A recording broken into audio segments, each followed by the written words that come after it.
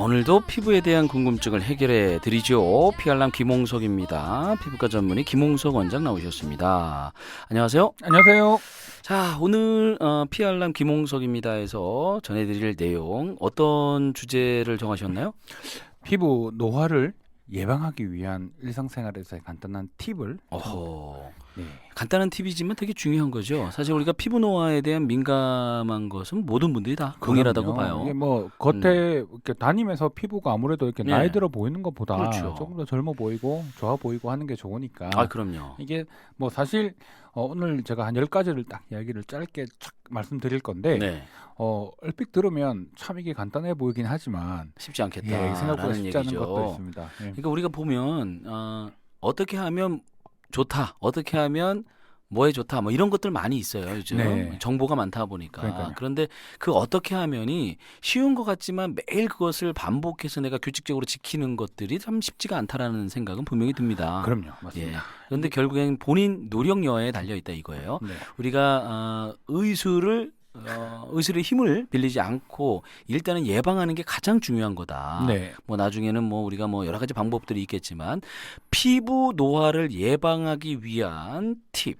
자, 이 꿀팁을 여러분들과 한번 나눠보도록 하죠. 자, 그럼 10가지라고 말씀드렸죠? 네. 첫 번째 뭔가요? 자, 첫 번째 금연입니다. 아하, 어렵네요. 처음부터. 처음부터 제일 처음부터 어려운 상당히 거죠. 어렵네요. 네. 일단 흡연하시는 분들한테는 모두가 금연하기를 원하지만 쉽지는 않아요.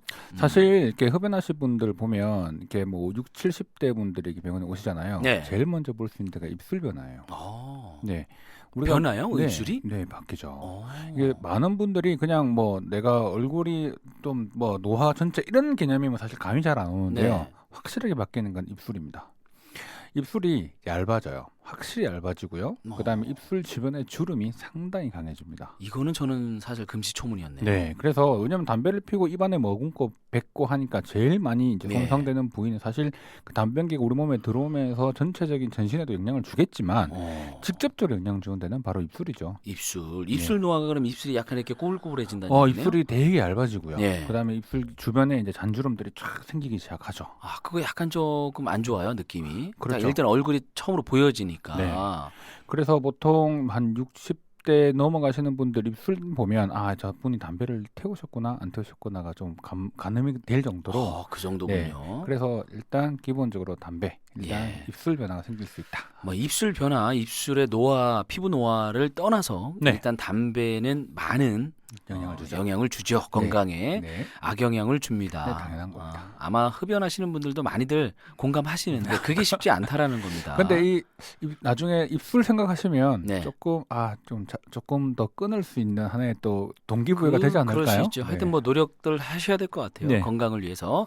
자, 두 번째는요. 금주입니다. 이야, 첫 번째, 두 번째 너무 강한 거로 나오시는데. 그렇게 좀 강한 걸 해야 그다음 뒤에 조금 아니 그 술을 마시는데 또 어떤 몸에 대한 영향이 있나요? 그 사실 피부에 대해서? 간단하게 생각하시면 돼요. 우리 술 마시고 난 다음 날 피부 상태가 어때요? 되게 푸석푸석. 그렇죠.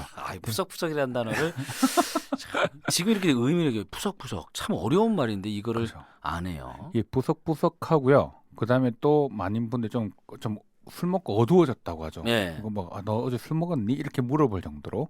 자, 이게 뭐냐면 우리 몸에 산화 반응이 생기는 거거든요. 네. 술을 마시게 되면 이 술을 해독하는 과정에서 우리 몸에 글루타치온이라고 하는 효소가 떨어지게 돼요. 가장 강한 항산화 효소인데 네. 그 부분이 떨어지기 시작하면서 우리 몸의 산화 반응이 강해지는데 피부에 멜라닌이 산화 반응이 이제 되면서 피부가 좀 검어 보이고 어두워 보이고 칙칙해 그렇군요. 보이고 이런 반응들이 보이는 거죠. 금주만 해도 피부 미용에 좋다. 그럼요. 피부 예방, 그 노화를 예방할 수 있다. 그렇죠. 금주는 또 많은 것에 안 좋은 습니다. 예. 일단 두 가지는 우리가 최선을 다해서 좀 절주를 또 해야 될 것 같고. 네. 일단 세 번째요. 세 번째는 자외선 차단제 사용입니다. 이거는 우리가 피부 해야 된다는 얘기죠. 그렇죠. 이건 이제 예방하기 위한 팁이니까 네. 선크림을 잘 쓰는 거죠. 사실 뭐 피부 노화를 일으키는 여러 가지 요인들 중에 네. 가장 대표적인 것 중에 하나가 외부에서 들어오는 이제 첫 번째가 문제가 될 수 있는 게 자외선이죠. 그리고 이미 익히 자외선이 피부 노화를 일으킨다는 것에 대해서는 너무 잘 알려져 있어요. 그렇죠. 그러니까 선크림을 우리가 사실 좀 귀찮으니까 잘 안 바르게 되고 그다음에 좀 또 이렇게 오늘처럼 약간 날씨가 흐린 날 더더욱이나 안 바르잖아요. 그렇죠. 실제로 이런 흐린 날에도 자외선은 들어오기 때문에 실제로 좀 발라주시는 것만으로도 상당히 큰 예방이 됩니다. 꾸준히 매일매일 발라주는 게 무엇보다 중요하다는 얘기입니다. 네. 자외선 차단제. 이것도 귀찮으면 많이 안 발라요. 그렇죠. 그리고 또 이거 피부에 발랐을 때 약간 꿉꿉한 느낌이 있으면 그 안 좋아하시는 분들 또 안 발라요. 아무래도 좀 무겁고 답답한 예. 느낌 있죠. 그렇죠. 네. 저는 뭐 거의 매일 바르다시피 합니다. 오늘은 안 발랐어요. 이상한데.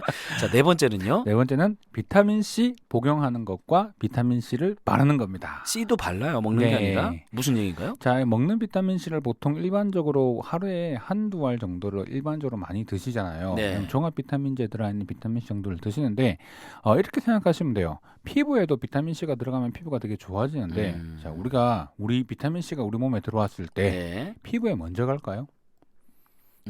제가 생각할 때 더 중요한 장기들이 있어요.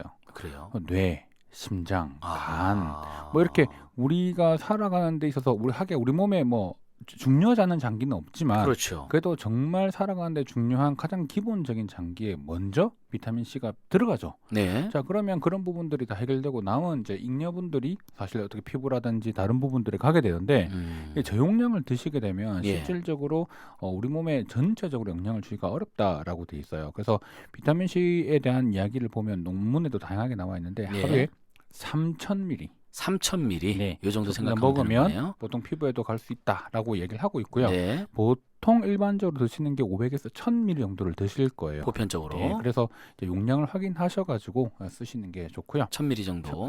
그 1,000ml면 3알. 세 알, 3,000ml. 그렇지, 3,000ml 그렇죠. 드시는 거죠. 그다음에 바르는 비타민 C도 제품들 잘 나와 있어요. 네. 비타민 C. 그래서 그런 제품들을 같이 사용해 주시면 항산화, 피부의 노화를 좀 잡을 수 있습니다. 그렇군요. 비타민 C의 중요성도 있네요. 네. 다섯 번째는요. 단당류 섭취 금지입니다. 단당류 섭취 금지. 네, 이게 사실 좀 어렵죠. 사탕, 이런 뭐 콜라, 이런 단당은 사실 상당히 우리 몸에서 인슐린을 네. 쫙 올리는 영향을 주는데요. 그래요. 이건 다음번에 제가 한번 더 자세하게 이 부분에서 설명을 좀 드리긴 할 건데 네. 보통 우리가 당뇨가 있으신 분들이 보면 정상인에 비해서 피부 노화가 되게 증가돼 있다 이런 얘기가 있어요. 그래요. 그래서 이게 알고 봤더니 당화 물질이라고 해서 우리 몸에 당 독소가 있는 부분들이 피부에 침착이 되면서 네. 피부 노화를 일으키는데 이 물질들이 잘 분해가 안 되거든요. 네네. 그래서 이런 단당류 섭취가 많을수록 피부 노화가 일으킨다는 게 최근에 아주 잘 알려져 있어서 그렇군요. 일단 단당류 섭취, 특히 이제 이렇게 너무 단 음식들은 피하는 게 좋습니다. 예. 단당류 섭취 금지. 여섯 번째는요. 여섯 번째는 보습제 사용입니다. 보습제 사용. 네, 네. 우리가 건조하게 만들면 안 된다. 피부 장벽이 반복적으로 무너지게 되면요, 반복적인 네. 염증 반응이 생기게 되고 염증 반응이 생김으로 인해서 피부는 계속 손상을 입게 되니까 네. 그게 계속 지속되면 지속될수록 우리는 피부는 정상인 것처럼 보이지만 실제로 계속 자극을 받는 셈이 되니까 그렇군요. 보습을 잘 해주시는 것만으로도 피부 장벽 회복에 되게 도움을 줄 수 있다. 보습 중요한 거는 뭐 많이들 아실 것 그렇죠. 같고요. 자, 일곱 번째요. 일곱 번째는 올바른 클렌징입니다. 올바른 클렌징. 요거 근데 잘 몰라요. 네, 이게 사실 이제 참 어려운 부분의 문제긴 한데요. 뭐 여성분들의 경우는 이제 메이크업도 하고 뭐 이렇게 좀 뭐 다양하지만 남성분들의 경우는 뭐 그렇게 뭐 또 대충 뭐 그냥 한번 대충 그냥 예, 슉슉슉 하다 그냥 푸석푸석 그렇죠. 소리 내면서 씻고 비누로 그냥 막 닦고 그렇게 그렇죠. 하죠 대부분. 자, 이게 보통 또 그래서 인터넷 찾아보면 뭐 순한 클렌저 뭐 여러 가지 등등 이런 것들이 되게 많이 나와 있는데 네. 순한 클렌저보다 더 중요한 게 뭐냐면 바로 올바른 클렌징 방법이에요. 그렇군요. 자, 그래서 너무 과하지 않게 오랫동안 특히 저 순한 클렌저를 뭐 10분씩 한다면 피부가 예민해질 수밖에 없거든요. 그렇죠. 그래서 아주 가볍게 가능한 클렌징을 해주고요. 보통 예. 우리가 요즘에 룰이 있어요. 60초 룰이라고 해서 네. 클렌징 한 번 할 때 클렌저로 마사지 해듯이 롤링을 해주는 걸 1분을 넘기지 마라라고 하는 1분 방법. 넘기지 말고. 그렇게 해서 해주시고 꼼꼼하게 그렇게 클렌징을 해주시면 네. 됩니다. 네. 자, 여덟 번째는요. 과한 각질 제거 피하는 겁니다. 과한 각질 제거. 각질 제거제 있으면 이렇게 막 때처럼 나오잖아요. 근데 그게 음. 사실 우리나라 사람들한테 좀 뭐라고 할까 약간 조금 이런 기분 좋은 느낌이어서 그렇죠. 뭔가 개운하죠. 그렇죠. 그래서 막 더 문지르시는 분들이 많으신데 네. 각질 제거를 그냥 기본적으로 또 알갱이 들어가 있는 걸로 막 문지른다든지 이렇게 함으로 인해서 약간 그런 과정들이 실질적으로 피부에 떨어지지 않아도 될 각질층, 피부에 각질들이 있거든요. 오히려 네. 더 안 좋은 그렇죠. 영향을 미칠 수 있군요. 그죠. 그 피부의 각질층에 있는 각질들이 원래 떨어지면 안 되는 각질들을 네. 억지로 떨어뜨려 버리니까 수분도가 약해지죠. 수분도가 또 약해지면 또 건조해지거나 장벽이 손상되거든요. 네. 그래서 이제 이게 악순환의 고리를 타는 거죠. 그래서 클렌징 잘하는 방법과 보습제 잘 사용하는 거, 그다음에 이런 각질 제거를 피하는 이런 방법들이 다 어떻게 보면 하나로 묶여 있는 거라고 생각하시면 돼요. 네. 9번째는요. 두꺼운 메이크업입니다. 메이크업을 두껍게 하면 안 된다. 네. 이것도 어려운 거죠. 그렇죠. 금연만큼이나 어려운 거니까 여성분들한테. 근데 이게 메이크업이라고 하는 게 실질적으로 어떻게 보면은 뭐 필수적으로 좀 하는 거지만 네. 이게 너무 두껍게 할 수밖에 없는 조건들도 있죠. 사실 뭐 우리가 뭐 잡티가 좀 있다든지 네. 색소가 있다든지 여드름이 났다든지 이러다 보면 보기 싫으니까 좀 네. 가리게 되는데요. 이제 가장 큰 문제가 뭐냐면 이걸 클렌징하는 또 과정에서 또 과하게 할 수밖에 없어요.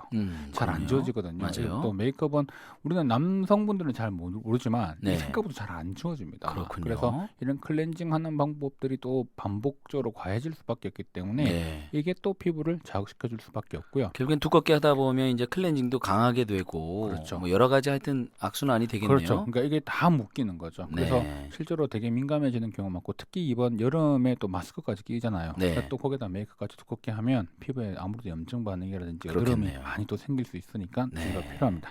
피부 노화를 예방하기 위한 팁 10가지 중에 마지막 10번째는요. 바로 화장품 다이어트입니다. 화장품 다이어트요? 네. 너무 많이 쓰세요. 화장품을 네, 우리나라 사람들 너무 화장품 많이 쓰시거든요. 그래서 남자분들도 많이 쓰게 되면 어, 한 번에 10개씩 뭐 그렇죠. 바르고 뭐 이런 그렇죠. 경우 있어요. 실제로 그렇게 쓴다고 해서 네. 우리 피부가 다 그걸 받아들일 수는 없거든요. 네. 그래서 최소한의 양을 줄이는 게 사실 제일 중요하고요. 화장품을 쓰다 보면 간에 들어가는 성분도 많죠. 네. 그런데 그게 또 개수가 많아지면 내 얼굴에 닿는 양이 너무 많아지게 되죠. 그렇죠. 그러면 아무래도 뭐 트러블이나 알레르기나 이런 반응들이 생길 수 있는 가능성 역시 높아지는 겁니다. 자, 그래서 실질적으로 이런 화장품 다이어트는 어떻게 하냐? 최소한으로 줄여보고 예. 얼굴이 당기지 않거나 보습 상태가 제일 잘 유지될 수 있는 개수로 줄이시는 게 좋고요. 보통 뭐 최대 한 5개 이상 넘지 않게끔 그래요. 그렇게 해서 더 줄여서 3-4개만 좋고 하나만 써도 괜찮다면 하나만 쓰셔도 되고요. 그래서 자기한테 필요한 걸 잘 그렇죠. 찾아서. 그렇죠. 그렇게 쓰시는 게 가장 좋습니다. 네. 자, 오늘 피부 노화를 예방하기 위한 팁 10가지 우리 피알람 김홍석입니다. 나눠봤습니다. 자, 김홍석 원장님의 좋은 팁 여러분들 잘 실천하셔서 피부 노화 예방 꼭 하시기 바랍니다. 우리 라쇼 가족분들요.